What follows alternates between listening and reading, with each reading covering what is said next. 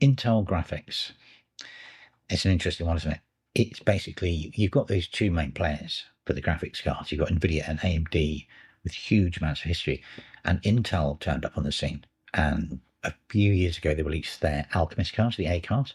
And then earlier this year, I think it was this year, they released their B series cards, the Battlemage. Okay, now you see a lot, when they first came out, there was a lot of coverage about them and how they'd upgraded them and made them better than the A cards, the drivers, and all this sort of stuff. And you saw a lot of coverage of those cards.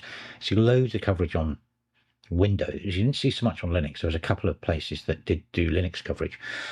But obviously, we're further down the line now, the driver improvements, all this sort of stuff.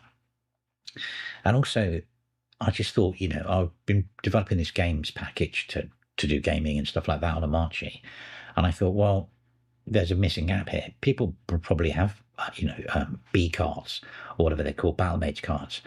So I thought, you know, maybe I'll develop the games package for that as well. So I ended up looking at buying a card, and it's interesting because the pricing of the B cards, the Intel cards, it's really interesting. Basically, I managed to get a B580 for £190, which is, you know, it's a 12 gig card. It's their sort of top flight version, I believe, for their 1440p gaming thing. And that's super cheap because if you look at the price comparison, the 9060 is about 300 to 330, and then the 560 that I've got is about £400. So you've got 200 quid, 300 quid ish, and then you've got 400 quid. You've got this £200 gap between these two cards. Now, obviously, the Battlemage has only got 12 gig of RAM. The other two have got 16.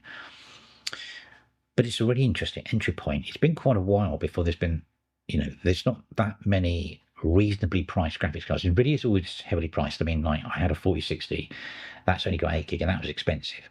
Things like that. The 5060 is expensive. They're all very performant cards. They work really well. I mean, if you drop a dime on a 5090, you've got to have a very specific reason to do it. And now with gaming, it's an interesting one. It's like, how many extra frames per second do you really need? You know, I mean, it's sort of, what are you doing it for? If you're a professional gamer, maybe, I don't know. But there is this sort of, you know, how many frames is 200 quid worth?